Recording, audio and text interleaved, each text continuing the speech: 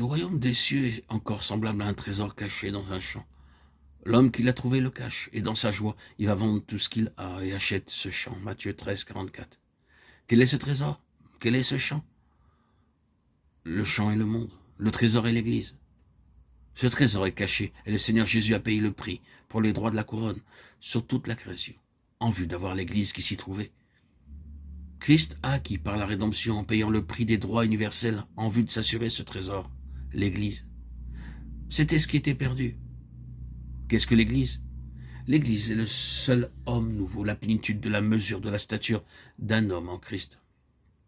C'est l'homme céleste, corporatif, l'expression de lui-même sous forme corporative, son héritage dans les saints.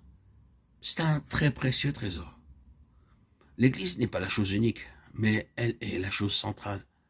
Le Seigneur Jésus a acquis les droits de l'univers, et il y aura d'autres choses en plus de l'Église. Il y aura les nations qui marcheront à sa lumière. Il y aura une rédemption qui va au-delà de l'Église.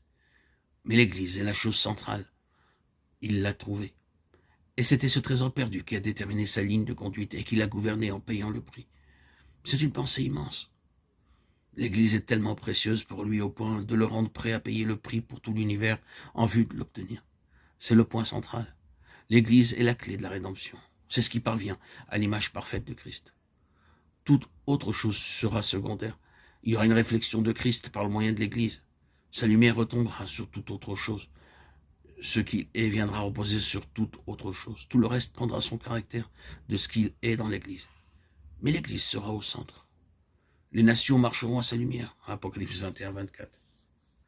C'est une chose immense de vivre dans cette dispensation, tandis que le Seigneur, quoique ayant acquis les droits de l'univers de toute la création par sa croix, porte spécifiquement toute son attention présentement sur le trésor, afin de le mettre à part de la création. Le royaume des cieux est encore semblable à un trésor caché dans un champ. L'homme qui l'a trouvé le cache. Le Seigneur est en train de faire une œuvre secrète en relation avec l'Église. C'est toujours une chose dangereuse d'amener ce que nous concevons être l'Église dans une position bien en évidence et d'en faire une chose publique. La vraie Église est un secret, une compagnie cachée, et une œuvre cachée et secrète se poursuit en elle. C'est sa sécurité.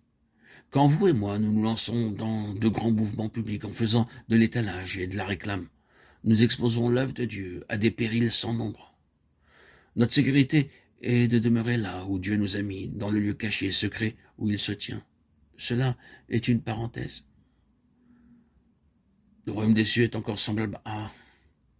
Quelle est la signification de cette phrase? Elle signifie que l'Église est le point de mire de tout le système céleste. Elle est le centre du système céleste. Tout ce que les cieux représentent dans le sens spirituel porte intérêt à l'Église, est concerné par l'Église. Le trésor dans le champ. Pourquoi ceci? Encore parce que l'Église est l'homme céleste en Christ. Considérez la personne du Seigneur Jésus en tant qu'homme céleste. Tout l'univers porte un intérêt en lui. Tout l'univers est lié à lui. Ainsi, le royaume des cieux, tout le système céleste, est concerné par ce trésor dans le champ, à cause de sa signification, de sa relation et de sa destinée éternelle. C'est une chose immense.